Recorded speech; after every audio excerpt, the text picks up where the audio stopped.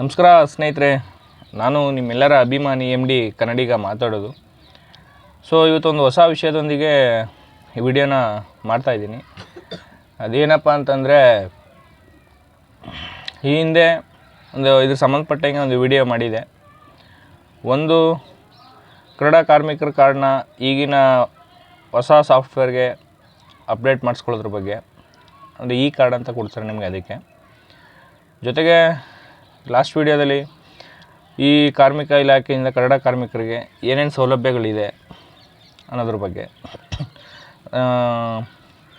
ನೀವು ಇದ್ರ ಬಗ್ಗೆ ಎಲ್ಲ ನಿಮ್ಗೆ ಮಾಹಿತಿ ಬೇಕು ಅಂದರೆ ಆ ವಿಡಿಯೋಗಳನ್ನ ನೋಡಿ, ಆವಾಗ ನಿಮಗೆ ಡೀಟೇಲಾಗಿ ಗೊತ್ತಾಗುತ್ತೆ. ಮತ್ತು ಇನ್ನೊಂದು ವಿಷಯ ಏನು ಅಂತಂದರೆ, ಈ ವಿಡಿಯೋಗಳನ್ನ ಈ ರೀತಿ ಮಾಡ್ತಾಯಿರೋದು ಯಾವುದಕ್ಕೋಸ್ಕರ ಅಂದರೆ, ಪಾಪ ಇನ್ನೂ ನಮ್ಮ ಕಾರ್ಮಿಕರು ಹೆಚ್ಚು ಅನಕ್ಷರಸ್ಥರಾಗಿರೋದ್ರಿಂದ ಅವ್ರಿಗೆ ಎಲ್ಲಿ ಓದ್ಕೊಂಡು ತಿಳ್ಕೊಳ್ಳೋಕ್ಕಾಗೋದಿಲ್ಲ. ಹಾಗಾಗಿ ಈ ವಿಡಿಯೋಗಳನ್ನಾರು ಅವ್ರು ನೋಡಿದ್ರೆ ಅಟ್ಲೀಸ್ಟ್ ತಿಳ್ಕೊಂಡು, ಇನ್ನೂ ಇದರಿಂದ ಈ ಸೌಲಭ್ಯಗಳಿಂದ ಯಾರ್ಯಾರು ವಂಚಿತರಾಗಿದ್ದಾರೆ ಅಥವಾ ಇನ್ನೂ ಯಾರ್ಯಾರು ಇದ್ರ ಸೌಲಭ್ಯಗಳನ್ನೇ ಪಡ್ಕೊಂಡಿಲ್ಲ ಅವ್ರಿಗೆಲ್ಲ ಅನುಕೂಲ ಆಗಲಿ ಅನ್ನೋ ಹಿತದೃಷ್ಟಿಯಿಂದ ಇದನ್ನು ವಿಡಿಯೋ ಮೂಲಕ ಮಾಡ್ತಾಯಿದ್ದೀನಿ. ಹಾಗೆ ನೀವು ಕೂಡ ಅಷ್ಟೇ, ಯಾರು ನಿಜವಾದ ಕಾರ್ಮಿಕರು ಇರ್ತಾರೆ ಅವ್ರಿಗೆ ಈ ವಿಡಿಯೋನ ಕಳಿಸ್ಕೊಡಿ. ಅದು ನಿಮ್ಮ ಮನೇಲಿ ಆಗ್ಬೋದು, ನಿಮ್ಮ ಅಕ್ಕಪಕ್ಕ, ನಿಮ್ಮ ರಿಲೇಷನ್ಸ್, ನಿಮ್ಮ ಸ್ನೇಹಿತರು ಯಾರು ಇದ್ದರೆ ಅವ್ರಿಗೆ ಈ ವಿಡಿಯೋಗಳನ್ನ ಕಳಿಸ್ಕೊಡಿ. ಅವರು ಕೂಡ ತಿಳ್ಕೊಂಡು ಈ ಕಾರ್ಡನ್ನ ಮಾಡಿಸ್ಕೊಂಡು ಅವ್ರಿಗೆ ಸೇರಬೇಕಾದಂಥ ಸೌಲಭ್ಯಗಳನ್ನ ಪಡ್ಕೊಳ್ಳಿ. ಆದರೆ ಒಂದು ವಿಷಯ ಮಾತ್ರ ನೆನಪಾಗಿಟ್ಕೊಳ್ಳಿ, ಈ ಕನ್ನಡ ಕಾರ್ಮಿಕರ ಕಾರ್ಡ್ ಕೆಲಸಗಳಿಗೆ ಒಳಪಡ್ತಿರ್ತಲ್ಲ ಅಂಥವ್ರಿಗೆ ಮಾತ್ರ ಕಾರ್ಡನ್ನು ಮಾಡಿಸಿ. ಸುಮ್ಮನೆ ಯಾರ್ದೋ ಮಾತು ಕೇಳ್ಕೊಂಡು ಯಾರು ಏನೋ ಹೇಳ್ತಾರೆ ಅಂದ್ಬಿಟ್ಟು ಯಾವುದೋ ಸೌಲಭ್ಯಗಳ ಆಸೆಗೆ ಬಿದ್ದು ಆ ರೀತಿಯೆಲ್ಲ ಮಾಡಿಸ್ಕೊತಂದರೆ ಅದು ನಿಮ್ಮ ಮೇಲೆ ಸುಳ್ಳು ಕೇಸು ದಾಖಲಾಗುವಂಥ ಸಂಭವ ಕೂಡ ಹೆಚ್ಚು. ಆಮೇಲೆ ಇನ್ನೊಂದು ಕೇಸ್ ಒಂದು ಕಡೆ ಆದರೆ, ಮೇಜರಾಗಿ ಇಲ್ಲಿ ಗಮನಿಸಬೇಕಾದ್ದು, ಈ ಕಟ್ಟಡ ಕಾರ್ಮಿಕರ ಅಂತ ಯಾರು ಇರ್ತಾರೆ ಅವ್ರಿಗೆ ಮಾತ್ರ ಈ ಸೌಲಭ್ಯಗಳು ಸೇರಬೇಕು. ಯಾಕಂದರೆ ಅವರ ಭವಿಷ್ಯದ ನಿಧಿ, ಅವರ ಹಣ, ಅವರು ಈ ವ್ಯಾಪ್ತಿಲಿ ಎಷ್ಟೆಲ್ಲ ಕಷ್ಟ ಬೀಳ್ತಾರೆ ಅಂತಂದರೆ, ಬಿಸಿಲು, ಬೆಂಕಿ, ಮಳೆ, ಗಾಳಿ, ಚಳಿ ಅನ್ನೋದು ಕಾಣದೆ 3 ಫ್ಲೋರ್ವರೆಗೂ ಮಿನಿಮಮ್ 3 ಫ್ಲೋರ್ವರೆಗೂ ಕಾಲಾವಧಿ ಮೇಲೆಲ್ಲ ನಿಂತ್ಕೊಂಡು ತಮ್ಮ ಜೀವದ ಹಂಗನ್ನು ತೊರೆದು ಕೆಲಸ ಮಾಡ್ತಾಯಿರ್ತಾರೆ. ನೀವು ನೋಡಿ ಬೇಕಾದ್ರೆ ಪೇಂಟರ್ಸ್ಗಳು ಒಂದು ಹಗ್ಗ ಕಟ್ಕೊಂಡು ಎಷ್ಟೋ ಬಿಲ್ಡಿಂಗಿಂದ ಕೆಲಸ ಮಾಡ್ತಾಯಿರ್ತಾರೆ. ಮತ್ತು ಗಾರೆ ಕೆಲಸದವರು ಕಾಲಾವಧಿ ಮೇಲೆ ನಿಂತ್ಕೊಂಡು ಎಷ್ಟೋ ಬಿಲ್ಡಿಂಗಿಂದ ಕೆಲಸ ಮಾಡ್ತಾಯಿರ್ತಾರೆ. ಅವ್ರು ಕೆಲಸ ಮಾಡಿದ ಅವ್ರ ಜೀವನಕ್ಕೋಸ್ಕರ ಆ ಕೆಲಸ ಮಾಡೋದ್ರಿಂದ ಅದು ಟ್ಯಾಕ್ಸ್ ರೂಪದಲ್ಲಿ ಸರ್ಕಾರಕ್ಕೆ ಹೋಗುತ್ತೆ. ಅದು ಯಾವ ರೂಪದಲ್ಲಿ ಅಂತ ನಿಮಗೆ ಗೊತ್ತಿರುತ್ತೆ. ಈಗ ಮೆಟೀರಿಯಲ್ಸ್ಗಳನ್ನ ಖರೀದಿ ಮಾಡ್ತಾರಲ್ಲ ಮನೆ ಕಟ್ಟೋರು, ಓನರ್ಗಳು ಇವರೆಲ್ಲ. ಹಾಗಾಗಿ ಅದಕ್ಕೋಸ್ಕರನೇ ಆ ಟ್ಯಾಕ್ಸ್ ರೂಪಲ್ಲಿ ಬಂದಂಥ ಹಣವನ್ನು ಅವರ ಭವಿಷ್ಯ ನಿಧಿಗೆ ಇಂತಿಷ್ಟು ಅಂತ ಸರ್ಕಾರ ನಿಗದಿಪಡಿಸಿದೆ. ಅದಕ್ಕಾಗಿ ಪಾಪ ಇವರೆಲ್ಲ ಇಷ್ಟೊಂದು ಕಷ್ಟಪಟ್ಟು ದುಡ್ದು ಅವ್ರ ಜೀವನಕ್ಕೋಸ್ಕರ ಮಾಡೋಂಥ ಇದರಲ್ಲಿ ಸರ್ಕಾರದಿಂದ ಒಂದಷ್ಟು ಸೌಲಭ್ಯಗಳನ್ನ ಕೊಡೋಂಬಿಟ್ಟು ಮಾಡೋದ್ರಲ್ಲಿ ಅದು ನಿಜವಾಗಿ ಯಾರು ಆ ರೀತಿ ಕೆಲಸಗಳು ಮಾಡ್ತಾಯಿರ್ತಾರೆ ಅವ್ರಿಗೆ ಮಾತ್ರ ಸೇರಬೇಕು. ಇದು ಮಾನವೀಯತೆ ದೃಷ್ಟಿಯಿಂದ ನೋಡೋದಾದರೂ ಕೂಡ ಅವ್ರಿಗೆ ಮಾತ್ರ ಸೇರಬೇಕು. ಆ ಥರದವ್ರು ಮಾತ್ರ ತಗೊಳ್ಳಿ, ಬೇರೆ ಯಾರೂ ತಗೊಳ್ಬೇಡಿ ಅಂತ ಈ ಮೂಲಕ ನಿಮ್ಮಲ್ಲಿ ದಯವಿಟ್ಟು ರಿಕ್ವೆಸ್ಟ್ ಮಾಡ್ತೀನಿ.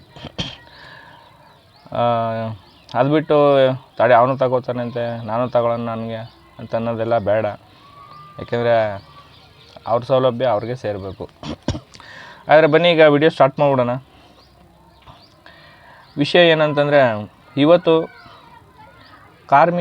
ಕಟ್ಟಡ ಕಾರ್ಮಿಕರ ಕಾರ್ಡನ್ನ ಮಾಡಿಸೋದು ಹೇಗೆ, ಮತ್ತು ಅದಕ್ಕೆ ಏನೆಲ್ಲ ಅರ್ಹತೆಗಳಿರಬೇಕು, ಏನೇನು ಕೆಲಸಗಳು ಮಾಡ್ತಾಯಿರ್ಬೇಕು ನಾವು ಅಂತ ಇವತ್ತು ತಿಳ್ಕೊಳ್ಳೋಣ. ಮೊದಲನೇದಾಗಿ, ಈ ಕನ್ನಡ ಕಾರ್ಮಿಕರ ಕಾರ್ಡನ್ನ ಮಾಡಿಸ್ಬೇಕಾದ್ರೆ ನೀವು ಕರ್ನಾಟಕದ ನಿವಾಸಿಯಾಗಿರಬೇಕು ಮತ್ತು 18 ವರ್ಷ ತುಂಬಿರಬೇಕು. ಜೊತೆಗೆ ನೀವು ಈ ಕಟ್ಟಡ ಕಾರ್ಮಿಕರಲ್ಲಿ ಕೆಲಸಗಳಲ್ಲಿ ಒಂದಷ್ಟು ಕೆಲಸಗಳನ್ನ ಗುರ್ತು ಮಾಡಿದ್ದಾರೆ. ಈ ಕಾರ್ಮಿಕರ ಕಾರ್ಡನ್ನ ಪಡಿಬೇಕಾದ್ರೆ ನೀವು ಇಂತಿಂಥ ಕೆಲಸಗಳನ್ನ ಮಾಡಬೇಕು ಅಂತ ಸರ್ಕಾರದಿಂದ ಇಂತಿಂಥ ಕೆಲಸಗಳನ್ನೇ ಮಾಡಬೇಕು ಅಂತ ಒಂದಷ್ಟು ಗುರುತಿದೆ. ಆ ಕೆಲಸಗಳು ಮಾತ್ರ ಯಾರು ಮಾಡ್ತಾಯಿರ್ತಾರೆ ಅವ್ರಿಗೆ ಮಾತ್ರ ಇವರು ಕಾರ್ಡನ್ನು ಮಾಡಿಸ್ಕೊಳ್ಬೋದು, ಪಡ್ಕೋಬೋದು. ಅದು ಯಾವುದು ಅಂತ ನಾನು ಒಂದಷ್ಟು ಕೆಲಸಗಳನ್ನ ಹೇಳ್ತೀನಿ.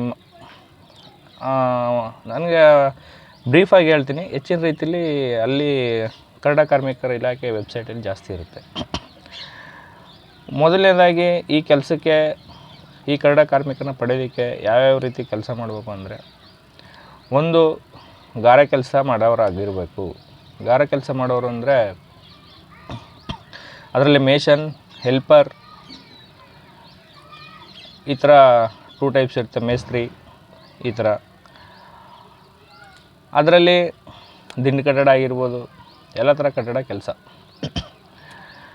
ನೆಕ್ಸ್ಟು ಅದೇ ಮನೆಯಲ್ಲಿ ಎಲೆಕ್ಟ್ರಿಕಲ್ ಕೆಲಸ, ಎಲೆಕ್ಟ್ರಿಕ್ ವರ್ಕ್ ಯಾರು ಮಾಡ್ತಾರೆ ಅವರು. ಮತ್ತು ಪ್ಲಂಬರು ಯಾರು ಮಾಡ್ತಾರೆ, ನಲ್ಲಿ ಕೆಲಸ ಇವರು. ಮತ್ತು ಬಾರ್ ಬೆಂಡಿಂಗ್ನವರು, ಮತ್ತು ಬಾರ್ ಬೆಂಡಿಂಗ್ ಕೆಲಸ ಮಾಡೋರು.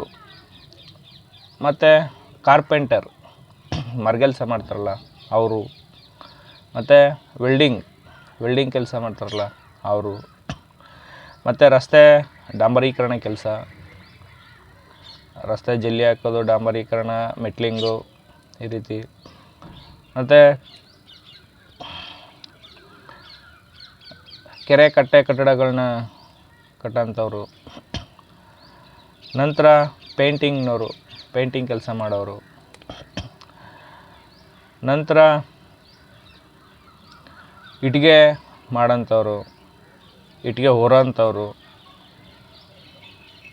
ಮತ್ತು ಇಟ್ಟಿಗೆ ಲೋಡ್ ಮಾಡೋಂಥವ್ರು, ಸಿಮೆಂಟ್ ಇಟ್ಟಿಗೆ ಕೆಲಸ ಮಾಡೋಂಥವ್ರು.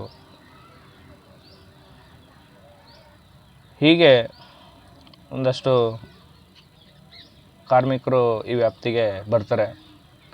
ಅವ್ರು ಮಾತ್ರ ಈ ಕಾರ್ಡನ್ನು ಪಡೆದುಕೊಳ್ಳೋಕ್ಕೆ ಅರ್ಹರಾಗಿರ್ತಾರೆ.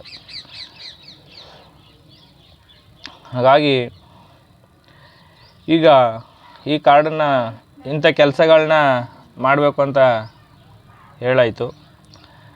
ನಂತರ ಇವರು ಈ ಕಾರ್ಡನ್ನು ಪಡ್ಕೋಬೇಕಾದ್ರೆ ಏನೇನು ಅರ್ಹತೆಗಳಿರಬೇಕು, ಇವ್ರ ಹತ್ರ ಏನೇನು ಡಾಕ್ಯುಮೆಂಟ್ಸ್ಗಳಿರ್ಬೇಕು. ಅರ್ಹತೆಗಳ ಬಗ್ಗೆ ಹೇಳಿದೆ, ಕರ್ನಾಟಕ ನಿವಾಸಿ ಆಗಿರಬೇಕು, 18 ವರ್ಷ ಆಗಿರಬೇಕು ಅಂತ. ಮತ್ತು ಇವ್ರ ಹತ್ರ ಏನೇನು ದಾಖಲಾತಿಗಳಿರಬೇಕು ಅಂತಂದರೆ,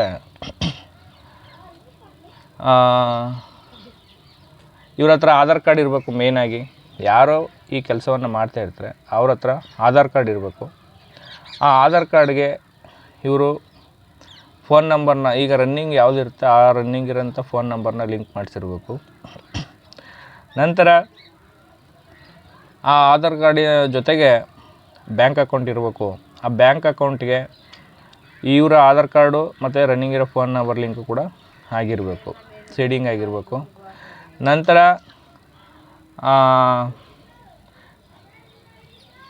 ರೇಷನ್ ಕಾರ್ಡ್ ಇರಬೇಕು. ಮತ್ತು ರೇಷನ್ ಕಾರ್ಡ್ಲಿರ್ತಕ್ಕಂಥ ಫ್ಯಾಮಿಲಿ ಮೆಂಬರ್ಸ್ದೆಲ್ಲ ಆಧಾರ್ ಕಾರ್ಡ್ಗಳಿರ್ಬೇಕು. ಇಷ್ಟು ಕೂಡ ಇದಕ್ಕೆ ಡಾಕ್ಯುಮೆಂಟ್ಸ್ಗಳು ಬೇಕು.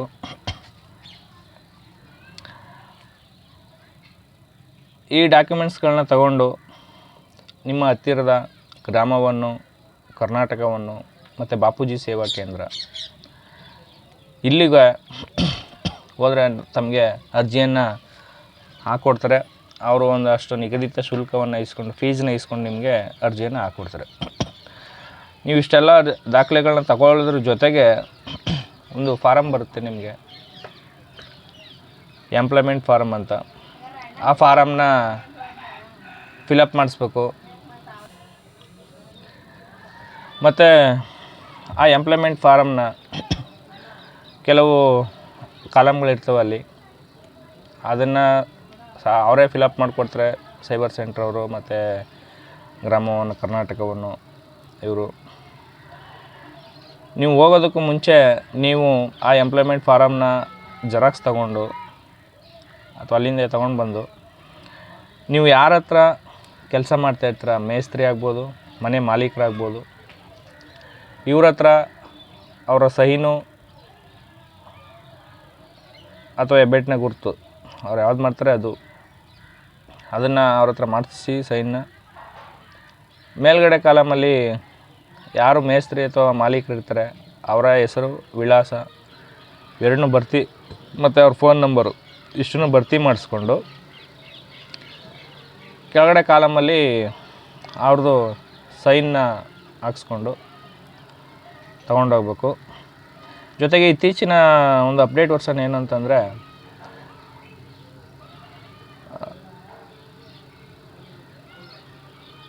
ಒಂದು ಸ್ವಯಂ ಘೋಷಣಾ ಪ್ರಮಾಣ ಪತ್ರ ಅಂತಲೂ ಕೂಡ ನೀವು ಸಲ್ಲಿಸಬೇಕಾಗುತ್ತೆ. ನಾನು ಯಾರ ಮನೇಲಿ ಕೆಲಸ ಮಾಡ್ತಾಯಿದ್ದೀನಿ, ಆ ಮನೆ ಮಾಲೀಕರ ಹೆಸರೇನು, ನನಗೆ ಕೂಲಿ ಎಷ್ಟು ಕೊಡ್ತಾರೆ, ಈ ರೀತಿಯೆಲ್ಲ ಒಂದು ಸ್ವಯಂ ಘೋಷಣಾ ಪತ್ರನೂ ಕೂಡ ಈಗ ಹೊಸ್ದಾಗಿ ಅಪ್ಡೇಟ್ ವರ್ಷನ್ ಪ್ರಕಾರ ನೀವು ಸಲ್ಲಿಸಬೇಕಾಗಿರುತ್ತೆ. ಇಷ್ಟನ್ನು ತಗೊಂಡು ಹೋಯ್ತು ಅಂತಂದರೆ ನೀವು ಆನ್ಲೈನಲ್ಲಿ ಅರ್ಜಿ ಹಾಕ್ಬೋದು. ಅರ್ಜಿ ಹಾಕಬೇಕಾದ ನಂತರ ನೀವು ಅಲ್ಲಿ ಕೊಡ್ತಕ್ಕಂಥ ಅಕ್ನಾಲಜ್ಮೆಂಟ್ ಸ್ವೀಕೃತಿ ಪತ್ರವನ್ನು ನೀವು ನಿಮ್ಮ ಹತ್ರ ಇಟ್ಕೊಳ್ಬೇಕು. ಇಟ್ಕೊಂಡಾದಮೇಲೆ ಈ ಕಾರ್ಡನ್ನು ನಿಮಗೆ ಸಡನ್ನಾಗಿ ಕಾರ್ಮಿಕ ಇಲಾಖೆ ಅಪ್ರೂವಲ್ ಕೊಡೋದಿಲ್ಲ. ಅವರು ಒಂದು ಸಕಾಲ ಅವಧಿಯಲ್ಲಿ ನಿಮ್ಮ ಕಾರ್ಡನ್ನ ಮತ್ತು ನಿಮ್ಮ ಹಿನ್ನೆಲೆನ ಪರಿಶೀಲನೆ ಮಾಡ್ತಾರೆ. ಅಂದರೆ ನಿಮ್ಮ ಸ್ಥಳೀಯವಾಗಿ ಮತ್ತು ನಿಮಗೆ ಸೈನ್ ಮಾಡಿಕೊಟ್ಟಿರ್ತಕ್ಕಂಥ ಮೇಸ್ತ್ರಿ ಮಾಲೀಕರು ಇವ್ರ ಕಡೆಯಿಂದ ಇವನು ನಿಜವಾಗಿಯೂ ಈ ಕೆಲಸನ ಮಾಡ್ತಾಯಿದ್ದಾನಾ, ಅರ್ಜಿ ಸಲ್ಲಿಸಿರ್ತಕ್ಕಂಥ ವ್ಯಕ್ತಿ ಅಂತ ಪರಿಶೀಲನೆ ಮಾಡ್ತಾರೆ. ಪರಿಶೀಲನೆ ಮಾಡಿ ಸ್ಥಳೀಯರಿಂದ ಮಾಹಿತಿ ತಗೊಂಡು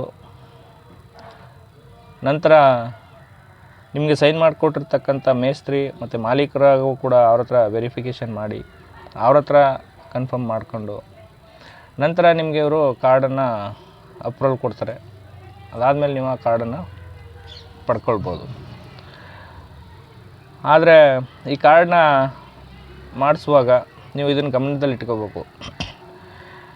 ಯಾರ್ಯಾರನ್ನ ಈ ಕಾರ್ಡ್ ಒಳಗಡೆ ನೀವು ಸೇರಿಸ್ಬೋದು ಅಂತಂದರೆ, ನೀವೇನೋ ಮದುವೆ ಆಗಿತ್ತು ಅಂತಂದರೆ ನಿಮ್ಮ ಹೆಂಡತಿ, ನಿಮ್ಮ ಮಕ್ಕಳಿತ್ತು ಅಂದರೆ ಮಕ್ಕಳು, ಇವರು ಮತ್ತು ನಿಮ್ಮ ತಂದೆ ತಾಯಿ, ಇಷ್ಟು ಜನನ ನಿಮ್ಮ ಕಾರ್ಡಲ್ಲಿ ಸೇರಿಸ್ಕೋಬೋದು. ಅವ್ರಿಗೂ ಕೂಡ ಒಂದಷ್ಟು ಸೌಲಭ್ಯಗಳು ಕೂಡ ಇರ್ತವೆ. ಅದು ಯಾವ್ದು ಅಂತ ನಿಮಗೆ ಕಳೆದ ವಿಡಿಯೋದಲ್ಲಿ ಹಾಕಿದ್ದೀನಿ. ಅದು ನೀವು ಆ ವಿಡಿಯೋನ ನೋಡಿದ್ರೆ ನಿಮಗೆ ಗೊತ್ತಾಗುತ್ತೆ ಏನೇನು ಸೌಲಭ್ಯಗಳು ಯಾರ್ಯಾರಿಗೆ ಏನೇನಿದೆ ಅಂತ. ನಂತರ ಈ ಕಾರ್ಡನ್ನು ಇಷ್ಟು ಜನಕ್ಕೆ ಪಡ್ಕೊಂಡಾದ್ಮೇಲೆ ಅಣ್ಣ ತಮ್ಮದಿ ಇನ್ನೊಂದು ವಿಶೇಷವಾಗಿ ಏನು ಗಮನಿಸ್ಬೋದು ಅಂದರೆ, ನಿಮ್ಮ ಅಕ್ಕ ತಂಗಿ, ಅಣ್ಣ ತಮ್ಮಂದಿರು ಇವ್ರನ್ನ ಈ ನಿಮ್ಮ ಕಾರ್ಡಿನ ಜೊತೆ ಸೇರಿಸ್ಕೊಳ್ಳೋದಕ್ಕೆ ಎಲಿಜಿಬಲ್ ಇರುವುದಿಲ್ಲ. ಮತ್ತು ಸೌಲಭ್ಯಗಳು ಕೂಡ ಇವ್ರಿಗೆ ಬರೋದಿಲ್ಲ. ಹಾಗಾಗಿ ಇವತ್ತು ಯಾರು ಕಾರ್ಡನ್ನು ಮಾಡಿಸ್ಬೋದು, ಆ ಕಾರ್ಡನ್ನು ಮಾಡಿಸ್ಬೇಕಾದ್ರೆ ನಾವು ಏನೇನು ಕೆಲಸಗಳನ್ನ ಮಾಡ್ತಾ ಇರಬೇಕು, ಮತ್ತು ಈ ಕಾರ್ಡನ್ನ ಮಾಡಿಸುವಾಗ ನಮ್ಮ ಫ್ಯಾಮಿಲಿ ಮೆಂಬರ್ಸ್ನ ಯಾರ್ಯಾರನ್ನ ಸೇರಿಸ್ಕೋಬೇಕು, ಮತ್ತು ಕಾರ್ಡನ್ನು ಮಾಡಿಸ್ಬೇಕಾದ್ರೆ ನಾವು ಏನೇನು ದಾಖಲಾತಿಗಳನ್ನ ತೊಗೊಂಡೋಗಿ ಕೊಡಬೇಕು ಅಂತೆಲ್ಲ ಈ ಸಣ್ಣ ವಿಡಿಯೋದಿಂದ ತಿಳ್ಕೊಂಡಂಗಾಯಿತು. ಇನ್ನು ಮುಖ್ಯವಾಗಿ ಏನು ವಿಷಯ ಗಮನಿಸ್ಬೋದು ಅಂತಂದರೆ, ಮೇಜರಾಗಿ ದಯವಿಟ್ಟು ಇದನ್ನು ಗಮನದಲ್ಲಿ ಇಟ್ಕೋಬೇಕು. ನಿಮ್ಗೇನಾದರೂ OTP ಹೇಳೋಕ್ಕೆ ಕಷ್ಟ ಅಥವಾ ಗೊತ್ತಾಗೋದಿಲ್ಲ ಅಂತ ಅನ್ನೋದಾದರೆ, ನೀವು ಕಾರ್ಡನ್ನ ಅಪ್ಲೈ ಮಾಡೋಕ್ಕೆ ಹೋಗ್ತಿರಲ್ಲ, ಆ ಟೈಮಲ್ಲೇ ನಿಮ್ಮ ಜೊತೆಲೇ ಮೊಬೈಲ್ನ ತೊಗೊಂಡು ಹೋಗ್ಬಿಟ್ರು ಕೂಡ ಕೆಲಸ ಬೇಗ ಆಗುತ್ತೆ ಮತ್ತು ತುಂಬ ಸುಲಭವಾಗೂ ಆಗುತ್ತೆ ಅನ್ನೋದನ್ನು ಈ ಟೈಮಲ್ಲಿ ನೆನಪಿಟ್ಕೋಬೇಕು. ನೋಡಿದ್ರೆ ಸ್ನೇಹಿತರೆ, ಈ ಕಾರ್ಡನ್ನು ಯಾವ ರೀತಿ ಮಾಡಿಸೋದು, ಮತ್ತು ನಾವು ಮಾಡಿಸ್ಬೇಕಾದ್ರೆ ನಮ್ಮ ಹತ್ರ ಏನೇನು ದಾಖಲೆಗಳಿರಬೇಕು, ಮತ್ತು ಇದರಿಂದ ಏನೇನು ಸೌಲಭ್ಯಗಳು ಇರುತ್ತೆ ಅಂತ ನಿಮ್ಗೆ ಲಾಸ್ಟ್ ವೀಡಿಯೋದಲ್ಲಿ ಎಲ್ಲ ತಿಳಿಸ್ಕೊಟ್ಟಿದ್ದೀನಿ. ಹಾಗಾಗಿ ಕೂಡ ಇವತ್ತು ಈ ವಿಡಿಯೋನ ಕಾರ್ಮಿಕರ ಕಾರ್ಡನ್ನ ಮಾಡಿಸೋದು ಹೇಗೆ ಅಂತ ಈ ಒಂದು ಸಣ್ಣದಾಗಿ ಹೇಳುವ ಪ್ರಯತ್ನವನ್ನು ಮಾಡಿದ್ದೀನಿ. ಇದರೆಲ್ಲರ ಜೊತೆಗೆ ನಿಮಗೇನಾದರೂ ಇದಕ್ಕಿಂತ ಹೆಚ್ಚಿನದಾಗಿ ಇದ್ರ ಸಂಬಂಧಪಟ್ಟಂಗೆ ವಿಷಯಗಳು ಗೊತ್ತಿತ್ತು ಅಂದರೆ ಕಮೆಂಟ್ ಮೂಲಕ ತಿಳಿಸಿ, ಅಥವಾ ನಿಮ್ಗೇನಾದ್ರು ಡೌಟ್ಸ್ ಇತ್ತು ಅಂದರೂ ಕೂಡ ನಮಗೆ ಕಮೆಂಟ್ ಮೂಲಕ ತಿಳಿಸ್ಕೊಡಿ, ಅದನ್ನು ಕ್ಲಿಯರ್ ಮಾಡ್ಕೊಡೋಣ. ಆದರೆ ಮೇನಾಗಿ ಮತ್ತೊಮ್ಮೆ ನಿಮ್ಮಲ್ಲಿ ರಿಕ್ವೆಸ್ಟ್ ಮಾಡೋದು ಏನಂತಂದರೆ, ನಾನು ಒಂದಷ್ಟು ಕೆಲಸಗಳು ಹೇಳಿದ್ದೀನಲ್ಲ, ಅದ್ರ ಜೊತೆಗೆ ಆ ಇಲಾಖೆ ವೆಬ್ಸೈಟಲ್ಲಾಗ್ಬೋದು, ಅಥವಾ ಅಲ್ಲಿ ನಿಮ್ಮ ಹತ್ತಿರದ ತಾಲೂಕು ಕಾರ್ಮಿಕ ಇಲಾಖೆಗೆ ಹೋದರೆ ಅಲ್ಲಿ ನೋಟಿಸ್ ಅಂಟಿಸಿರ್ತಾರೆ. ಈ ಕಾರ್ಮಿಕರ ಕಾರ್ಡ್ನ ಹೊಂದೋದಕ್ಕೆ ಏನೇನು ಅರ್ಹತೆಗಳಿರ್ಬೋದು, ಯಾವ್ಯಾವ ಕೆಲಸಗಳನ್ನ ಮಾಡ್ತಿರ್ಬೋದು ಅಂತ. ಅಲ್ಲಿ ನಾ ಹೇಳೋದಕ್ಕಿಂತ ಹೆಚ್ಚಿನ ರೀತಿ ಕೆಲಸಗಳನ್ನ ಅಲ್ಲಿ ಹಾಕಿರ್ತಾರೆ. ಅದನ್ನು ನೋಡಿಕೊಂಡು ನೀವು ಅದಕ್ಕೆ ಸಂಬಂಧಪಟ್ಟಂಥ ಕೆಲಸಗಳು ಮಾಡ್ತಿದ್ರೆ ಮಾತ್ರ ನೀವು ಈ ಕಾರ್ಮಿಕರ ಕಾರ್ಡನ್ನ ಮಾಡಿಸ್ಕೊಳ್ಳಿ, ಅದು ಸಿಗ್ತಕ್ಕಂಥ ಸೌಲಭ್ಯಗಳನ್ನ ಪಡ್ಕೊಳ್ಳಿ ಅಂತ ಈ ಮೂಲಕ ತಮಗೆ ಹೇಳ್ತೀನಿ. ಆದರೆ ಇನ್ನೊಂದು ಏನು ಮಾಡಬಾರ್ದು ಅಂದರೆ, ತಡಿ ಯಾರೋ ಮಾಡಿಸಿದ್ರಂತೆ, ಆದಾಗ ಅವ್ರಿಗೆ ಅಷ್ಟೊಂದು ಸೌಲಭ್ಯ ಬರ್ತಾಯಿದೆಯಂತೆ, ನಾನು ಮಾಡಿಸೋಣ, ಆ ರೀತಿ ತಗೊಳ್ಳೋಣ ಅಂತ ಕೇಳ್ಕೊಂಡು ನೀವು ಆ ಥರ ಕೆಲಸಗಳು ಮಾಡದೇ ಇದ್ದರೂ ಕೂಡ, ಮನೇಲಿದ್ದರೂ ಕೂಡ, ಅಥವಾ ನೀವು ಯಾವುದೋ ಆಫೀಸ್ ಕೆಲಸ ಮಾಡಿದ್ರು ಸರಿ, ಯಾವುದೋ ಕಂಪ್ನಿ ಅವು ಇವು ಅಂದರೆ ಸಂಘಟಿತವಾದಂಥ ಕೆಲಸಗಳಿಗೆ ನೀವು ಹೋಗ್ತಾಯಿದ್ರೆ, ಅಥವಾ ಮನೇಲಿ ಇದ್ದರೂ, ಅಥವಾ ಇದಕ್ಕೆ ಸಂಬಂಧಪಟ್ಟ ಕೆಲಸಗಳನ್ನ ಮಾಡದೇ ಇದ್ದರೂ ಕೂಡ ನೀವು ಯಾವುದೋ ಆಸೆಗೆ ಬಿದ್ದು, ಸೌಲಭ್ಯಗಳ ಆಸೆಗೆ ಬಿದ್ದು, ಮತ್ತೊಬ್ಬರು ಯಾರೋ ಹೇಳಿದ್ರು, ಇನ್ಯಾರೋ ತಗೊಂಡ್ರು ಅಂತ ಕೇಳಿಕೊಂಡು ಮಾಡಿಸ್ಬೇಡಿ, ತಗೊಳ್ಳಬೇಡಿ. ಯಾಕೆಂದರೆ ಈ ಕಾರ್ಮಿಕರು ಪಾಪ ಏನು ಶ್ರಮ ಬೀಳ್ತಾರೆ, ಬೆವರಿಸ್ತಾರೆ, ಅವರ ಫಲದ ರೂಪವಾಗಿ ಆ ಸೌಲಭ್ಯಗಳು ಅವ್ರಿಗೆ ಕಷ್ಟ ಕಾಲದಲ್ಲಿ ಕೈ ಹಿಡಿಯುತ್ತೆ ಅನ್ನೋದಕ್ಕಿಂತ ಒಂದಷ್ಟು ಅನುಕೂಲನಾದ್ರು ಆಗುತ್ತೆ. ಯಾಕೆಂದರೆ ನಾವು ಎಷ್ಟೋ ಗಮನಿಸ್ತಾ ಇರ್ತೀವಿ. ನಿಮ್ಗೆ ಯಾವಾಗಲೇ ಹೇಳಿದೆ, ಒಬ್ಬ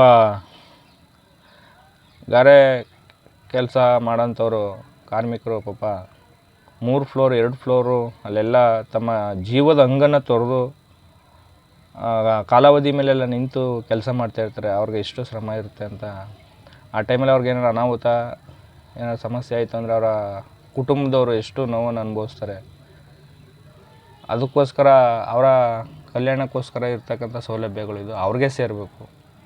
ಅದೇ ಥರ ನೀವು ಒಬ್ಬರು ಪೇಂಟರ್ ನೋಡಿ, ಒಂದು ಹಗ್ಗ ಕಟ್ಕೊಂಡು ಮೇಲಿಂದ ಒಂದು ಬಕೆಟ್ ಇಟ್ಕೊಂಡು ಕೆಲಸ ಮಾಡ್ತಾಯಿರ್ತಾರೆ ಎಷ್ಟೋ ಬಿಲ್ಡಿಂಗ್ ಮೇಲಿಂದ. ಅವ್ರ ಜೀವನ ಒಂಚೂರು ನೀವು ಆಲೋಚನೆ ಮಾಡಿ.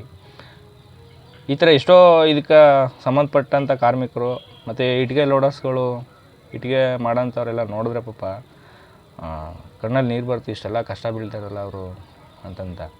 ಅದಕ್ಕೋಸ್ಕರ ನಾನು ನಿಮ್ಮಲ್ಲಿ ರಿಕ್ವೆಸ್ಟ್ ಮಾಡೋದೇನೆಂದರೆ, ಯಾರು ಈ ಸೌಲಭ್ಯಗಳನ್ನ ಪಡ್ತಕ್ಕಂಥ ಅರ್ಹತೆಗಳಿರ್ತಾರೆ ಅವ್ರು ಮಾತ್ರ ಪಡ್ಕೊಳ್ಳಿ. ಯಾರು ಈ ಕಾರ್ಮಿಕರ ಕಾರ್ಡನ್ನ ಪಡೆಯೋದಕ್ಕೆ ಅರ್ಹತೆ ಇರ್ತಾರೆ ಅಂಥವ್ರು ಮಾತ್ರ ಪಡ್ಕೊಳ್ಳಿ ಅನ್ನೋದು ನನ್ನ ಮುಖ್ಯ ಉದ್ದೇಶ. ನೀವು ಕೂಡ ಆ ರೀತಿ ಎಲ್ಲ ಇದಕ್ಕೂ ಸಹಕರಿಸ್ಬೇಕು ಅಂತ ಹೇಳ್ತಾ ಈ ವಿಡಿಯೋನ ಇಲ್ಲಿಗೆ ಮುಗಿಸ್ತಾ ಇದ್ದೀನಿ. ನಮಸ್ಕಾರ.